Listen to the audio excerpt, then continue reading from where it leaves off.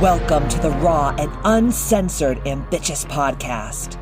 During our time here together, I will be instilling all of the strength, power, and determination you will need to use the very stones thrown at you to build your ultimate empire. We will redefine the word bitch from the derogatory to the acronym being in total control of herself. So let's adjust our crowns and prepare to live life ambitiously.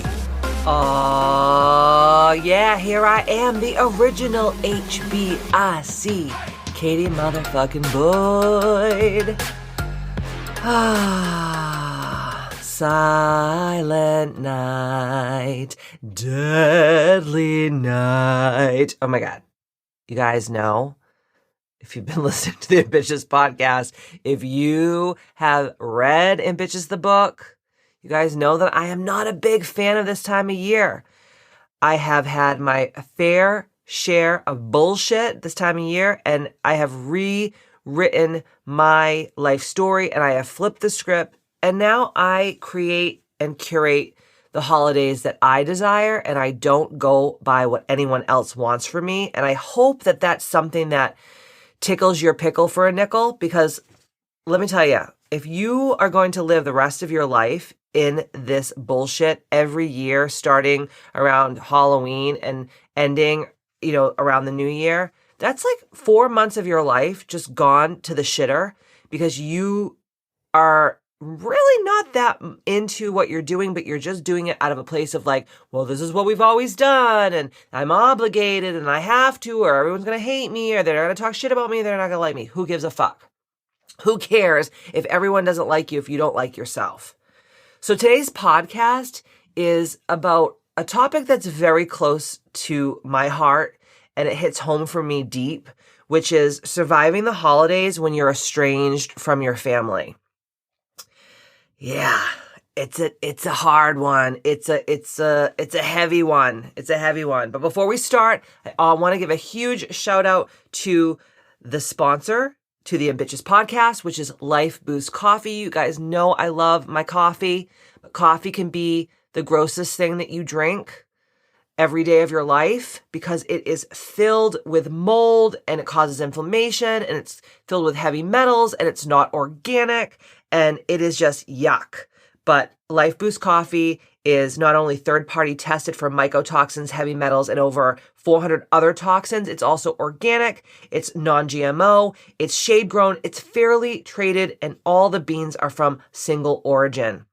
They really strive to give you all the healthiest coffee on the planet. So when you go over to lifeboostcoffee.com at checkout, use the code Ambitchious. Make sure that you spell it correctly, and you're going to get 40% off your first bag of beans, and you're going to get free shipping.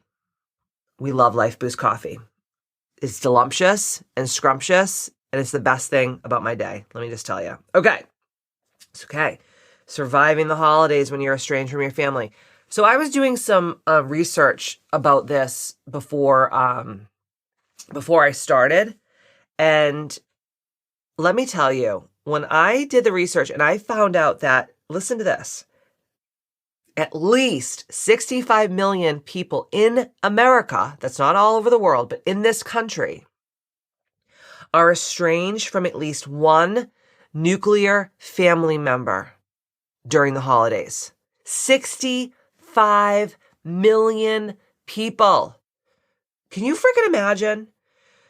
That just like blew my freaking mind. And, you may not have estrangement with your family members, but you may have a friend. I bet you any money you have a friend or a coworker or a colleague or a loved one that does have estrangement from at least one of their family members during this time of year. And I can't begin to tell you, and I'm saying this because this is a personal story for me, there's nothing more difficult, more sad, more depressing, more guilt-ridden than being estranged from your family during this time. I don't even care if you're like me and you don't like the holidays.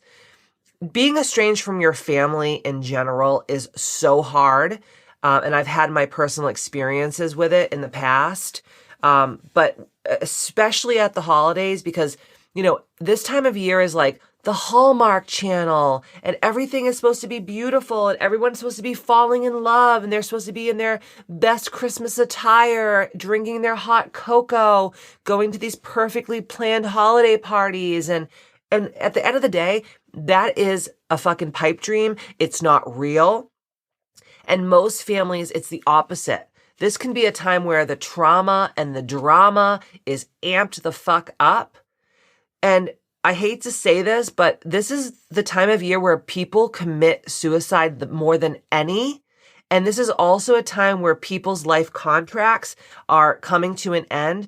If you've noticed, I don't know, like, I'm not trying to be dark, but this is a heavy subject, and I don't want to always be like farts and nipple tassels on the podcast. I want to bring real information so that people can grow. That's my number one purpose here on earth, is to help people not feel alone and to feel seen and to feel validated and to know like that other people in the world are going through similar situations and they're not alone. And there's people out there, there's like-minded community, like the Ambitchious community that I've worked so hard to create, that will understand you and validate you and see you and love you and lift you up and speak victory into you.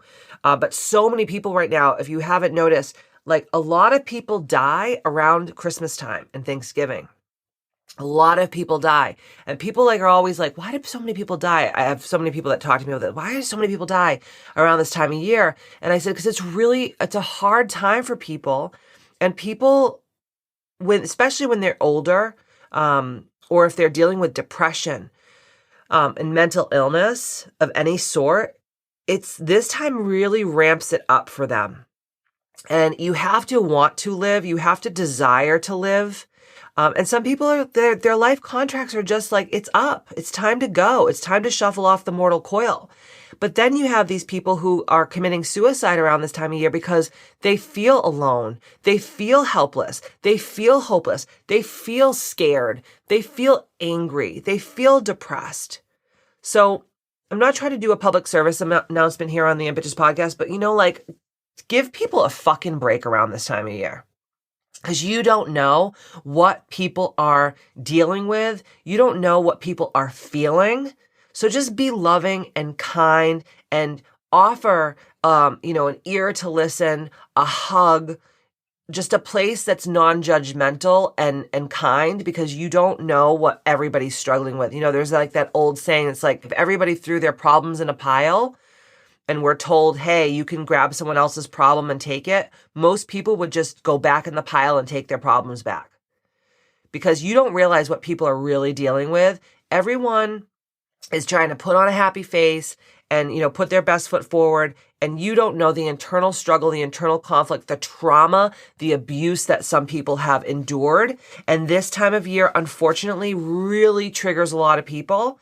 I will be honest with you, I have had my fair share of this in the past.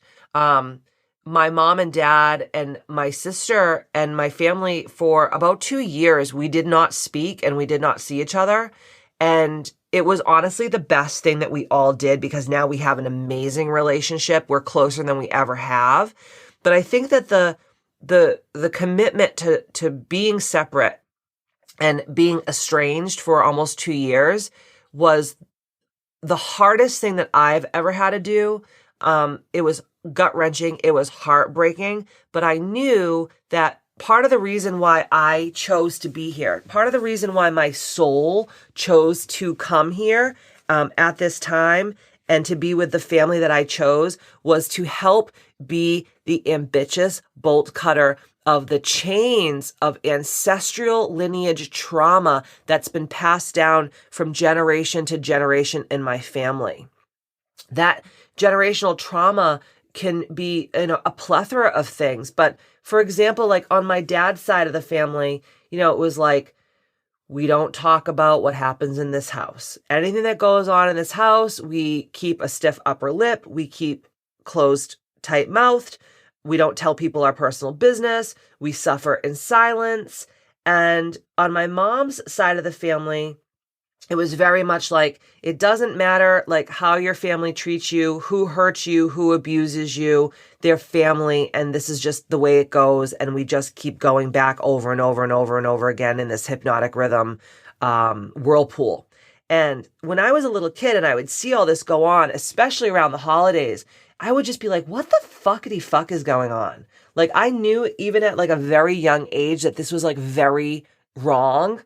But when you're a little kid, you know, you don't have the power and you don't have the voice to really stand up to your family and say like, hey guys, what the fuck are you sick, filthy animals doing? Like, this is abusive. This is traumatic.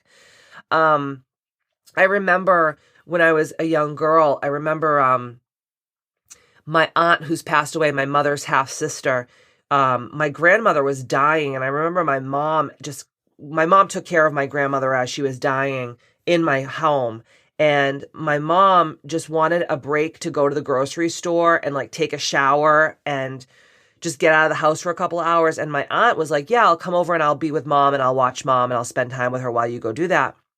And I remember like sitting on the couch and I remember my aunt walking in and she looked like, you know, a painted lady. She was just like, her hair was done. She was like dressed to the nines. And my mother was like, where the fuck are you going?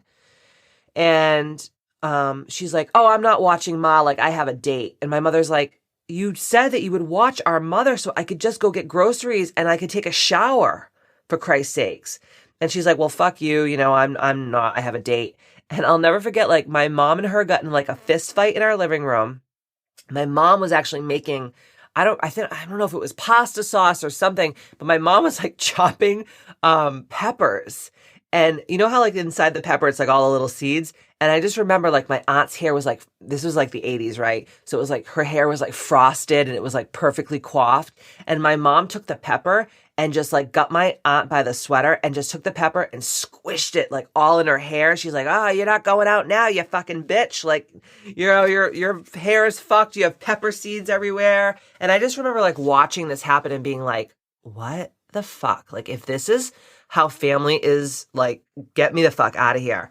And then I remember another time, same exact scenario, where my uncle, my mother's half brother, who was always just a beast, but like he had his really good qualities too, but he was always just a motherfucking beast. And my mom had asked him for something. He came over the house. He wasn't going to do it for her. And I remember him taking my mother and beating the fuck out of her in front of me and taking her head and smashing it off. Oh my God. I like my eyes are like welling up with tears just thinking about this. But I remember him taking my mother's head and just bouncing it off the fireplace bricks, like just smashing her head against the fireplace. And, you know, when you're a little kid and you're just like screaming, like, please stop, please stop. And I hope that this isn't hard for people to hear because I know a lot of you have gone through very similar things, but I want the Ambitchious podcast to always be raw and real and uncensored. So I'm speaking totally from the heart. And I'm not saying this for you guys to feel bad for me. I just want you to understand, like, I get it. When you tell me your problems, when I coach you, I understand what you've gone through because I've gone through it too. I've been there. And I just remember like that was how I grew up. And then you know what? And this is no offense to my mother because this is how she was taught. The next week, everybody would be out to dinner together or my mom would be cooking for them. And it would just like go like, it was like nothing ever fucking happened. And that is not right. It's not okay. And I know that the reason why for me, and I'm sure a lot of you out there in Ambitchious land are also souls that chose to incarnate into your flawed, fucked up family so that you were also the ambitious bolt cutters of your ancestral trauma lineage. I talk a lot about this in the book Ambitchious. I teach a lot of this inner child healing stuff in my Ambitchious Academy. This is so important, you guys, to heal this part of you. It took me years to heal this. Now I have all the tools and the ways to do it. So if you want the cliff notes, like I will give them to you, but that is not okay.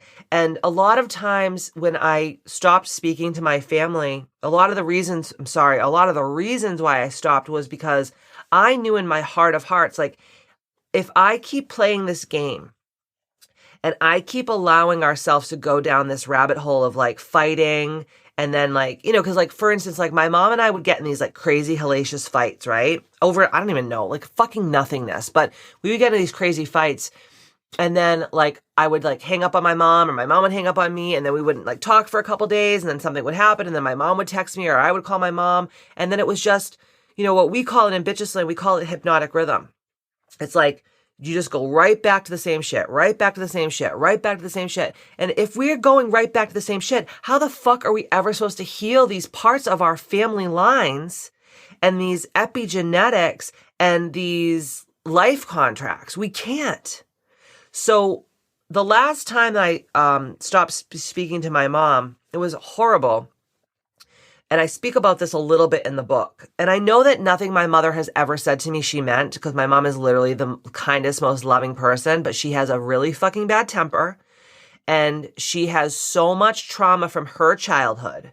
And she has so much trauma from her adulthood and young adulthood that sometimes my mom will say shit. I don't even think she knows what she's saying. It's just like, because her mother might have said that, or her sister, or her siblings, or people, you know, in her family line might have said shit. It's almost like she just parrots the same shit. And I just was like, you know what, Mom? I am done with this. And the old way that I used to go play with my mom is like I just said, like we'd get in a fight and then like a couple days later we'd be talking again. And I said to myself, like, if I want to heal this part of my family line, and I want to be the ambitious bolt cutter of these ancestrally passed down chains of bondage. And remember, I talk about this in the book, when you heal yourself, you heal 7 generations that came before you energetically, and you heal 7 generations that will come after you energetically. So do you really want your children and your children's children and your children's children's children and in perpetuity and et cetera, to have to go through the same fucking shit that you've gone through? No. So I knew that I had to stop the hypnotic rhythm, and I stopped talking to my family for almost 2 years. And it wasn't until COVID, my dad got really sick, not with COVID, but he had some health issues and he had to have an operation. He was really sick. And, you know, there was times where we were like, he might not make it. And my mom, because I had my mom like really blocked on everything. She couldn't call me. She couldn't reach out to me on social media. It was fucked up. And I'm not proud to say this, but I'm actually proud of the outcome. And she reached out to me, and like slowly I started letting my mom come back into my life. And slowly I started to reintegrate back into her life. And, you know, she said to me one day after we were talking again, she says, I'm really grateful for what you did. She goes, even though it was horrible and it was like the most like heartbreaking thing, is like my mom and I are so fucking close. And she said, I'm so grateful for what you did because it made me have to take a step back, and it made me have to look at myself, and it made me have to look at what I was doing wrong and what she didn't say hypnotic rhythm, but she was saying what the hypnotic rhythm that I was in. And now it's like we have the most incredible relationship. My mom, my sister, my dad, my brother-in-law, my niece and my nephews. We have the most incredible relationship because I was brave enough and courageous enough, even though it was the worst thing and hardest thing I've ever done in my life. And I've done a lot of hard shit in my life, but it was the hardest thing I ever did in my fucking life, was to not talk to my family, because I knew if I kept going the way I was going, it would never end. I would never heal these ancestral curses, and that my children and my family line would have to keep enduring this until someone came along in our lineage that was courageous enough and brave enough to heal this. Okay. So that's my personal story. Thank you for holding space, for allowing me to even say those things, because honestly, I don't talk about this a lot, but I want to really have you understand, like, I get you. So if you are estranged from your family during this holiday season, or you know of someone that's estranged, like, send this podcast to them. Share this on your social media. Have a conversation, because you have no idea the amount of people, you guys, that are suffering in fucking silence in this world, that feel so alone, so helpless, so hopeless at this time of year. And this is why people commit suicide. This is why people choose to end their life contracts, because they feel like there is no other way out. And if you could just ask someone like, how can I help you? How can I hold space for you? How can I be a support system for you? Because I know that you don't speak to your family at this time. I know that you don't speak to your brother and sister. I know that you're alone at this time. Whatever. Like, be that person, because that's part of being ambitious, is about being that person for another person. You don't realize just by asking someone how you can help them at this time when they're estranged from their family, how it could change their lives and it could save their lives. Okay, so remember how I said 65 million Americans are estranged from at least one family member during the holidays? Like, that is fucking eye-opening. And I just want to bring you through the 10 ways to really help not only you, if you're estranged, but other people survive during the holiday season. And not only survive, but thrive. So number one is realize that you are not alone. I just told my story. I can't tell you how many clients that I coach in Ambitchious Academy that are estranged from their family members. They're estranged from their children. They're estranged from their mothers and fathers and sisters and brothers. I cannot tell you how many. So just number one is realize like you are not alone. There's others out there. I just said there's 65 million, and that's of what we know. It's probably way more people. But can you imagine 65 million people? Like, that's fucking insane. So number one is just realize that you are not alone in this. Number two is confront the feelings of shame. I can't tell you how hard it was for me when I was estranged from my family, especially during the holidays where, I would go out to, my husband's in healthcare and sometimes he entertains doctors and he goes out to dinner with, different people from work. And some of these people, like, I don't know from a hole in the wall. And you guys know me, like, I can roll with the best of them. Like, I'm very open. I'm very talkative. Even though I'm an introvert, I can be very extroverted when I want to. And, people will ask me, like, oh, what are you doing for the holidays? And, like, what are you doing with your family? Da, da, da. And I'm not a bullshit artist and I'm not a liar. That's, like, one thing about me. Like, I'll just tell you the truth because I don't really give a fuck. I cannot tell you how many people would, like, look at me when I would tell them, well, I don't really have a relationship right now with my family. So, we go away or whatever. People would be like, oh my God, you're going to regret this. Why, how could you do this to your mother and father? Like, this is so sad. Like, you have to reach back out to them. Like, you can't do this. Like, total fucking strangers. Total strangers would say this shit to me. And I would leave. I would feel such shame. I'm telling you right now, and if you haven't watched all of Brene Brown's stuff about shame, it's incredible. So she has a Netflix special. Her books are amazing. But I'm telling you right now, shame, in my opinion, is one of the hardest ways to feel. I think it's worse in almost every way. Every dark, detrimental, derogatory way that we can feel as humans, I think shame is like the number one thing that just like eats away at your soul. And I would just feel so shameful. I'd feel so bad about myself. Like, I would drive home in the car and I'd be like, I should just call my mom. And my husband would be like, if you want to do that, but like, is it going to fix the problem in the long term? And I'm like, no, you're right. And I would just cry myself to sleep so many nights, thinking about this, because shame is just like the hardest fucking thing. But confronting those feelings of shame and being like, okay, I know that the way I'm feeling isn't real. I know that this is just a preconceived notion that I've had about like how I should feel if someone tries to make me feel this way, but like, this is not this is not my yoke to carry kind of thing, And you know what, guys, if you are out there and you're not estranged from your family and you fucking shame someone that is, shame on you. I was at my 20-year high school reunion and I remember walking up and talking to some friends of mine from high school.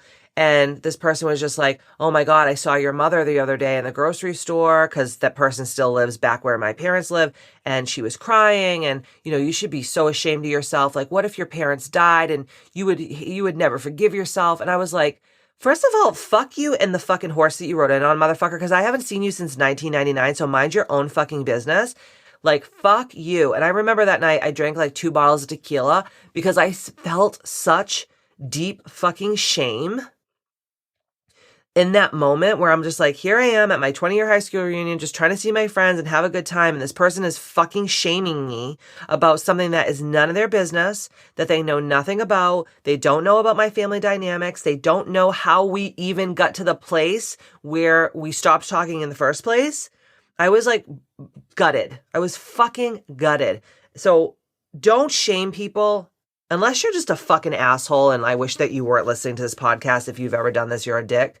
But shaming other people because of your beliefs of the way that you were brought up is like so disgusting. So please like know that your one shaming of that person could end their lives. Like that could be the straw that breaks the camel's back, and that person that night like takes their lives because you shamed them about being estranged from their family. Like you don't know the fucking facts, so be motherfucking quiet. Number 3 is feeling your feelings. I used to try to hold my feelings in. I was like, no, you're too strong. You're a tough bitch. You don't need to get upset about this. But like, honestly, holding on to anger and sadness is just so detrimental. It causes illness and disease in your body. It causes energetic blocks. It's just not okay. So if you have to cry, if you have to scream, if you have to feel grief, if you have to feel which fucking way, like feel the feelings. Because if you keep pushing that shit down, it's going to bubble up and it's going to manifest in other ways that maybe could kill you. Okay? So feel your feelings. Number 4 is recognize and mitigate the triggers. So if you know, like every time that I go out with this group of friends and they ask me about why I'm not talking to my family and then they shame me, maybe I should stop going out with these people. Maybe I should stop going to like my aunt's Christmas party where I'm going to be shamed, or I'm going to be told that I'm an asshole because I'm not speaking to my family, or I'm estranged from my sister, or I'm estranged from my cousin, or my children, or whatever. Sometimes you have to be the person who mitigates and assesses the risks involved at this time of year of like, okay, when I go to this restaurant, it just brings up too many feelings for me that aren't healthy because this was a place that I used to go to with my sister before we stopped talking, or this was something I used to do with my dad before we became estranged. Like sometimes you have to protect yourself and you have to protect your energy. And just because you've always done something that you've always done doesn't mean you have to do it going forward. So number 4 is really just like recognize what sets you off, recognize what triggers the feelings of sadness and shame and guilt and whatever, and mitigate the triggers. Like just like really put your foot down and be like, I'm not going to put myself through this, even though this is like a tradition that I've always done. Make new traditions, because when you make the new traditions, you actually forge new neural networks. So your mind is actually thinking in a different way. Number 5, mourn the loss. Like I didn't know, but my goal was like to stop talking to my family so we could like finally fix the problem once and for all. I didn't think that I would never speak to my family again. That wasn't the goal. But I have a lot of friends that are estranged from certain family members around this time of year. And they're like, I never want to see my family again. Like, I don't care. And, people will say to them, and I've heard this before and I get so mad. It's like, well, what if they died? It's like, but okay, so they died. What am I going to do? Am I going to jump in the fucking coffin with them? Like, for a lot of people at this time of year, like these people have already mourned these people as if they are dead to them. And you don't know why they're estranged. They could have been physically abused, sexually abused, traumatized. Like you don't know why people are estranged from their family in the first place. It's none of your motherfucking business. So mourning that loss and being like, it's okay. Like if I never see or speak to this person again, because I have to salvage and save my own self and my own soul. Because you deserve happiness. If you are a soul that chose to incarnate onto this earth plane at this time, you deserve happiness. It is your right. And it is your birthright to have joy and happiness and harmony and peace. And anything that takes those things away from you, you gotta cut it out like fucking cancer. And sometimes that cancer is a family member or a friend, or someone that you once loved and cared for that is hurting you. So mourning that loss, you have to do it. And number 6, try not to be reactive or to go backwards. I can't tell you and my mom was probably wants to kick me in the crotch for saying this, but when I stopped talking to my mom would try to talk through other people to me, or she would post things that would trigger me on social media. And I would have so many friends that would be like, oh, your mom just posted this thing on social media, whatever.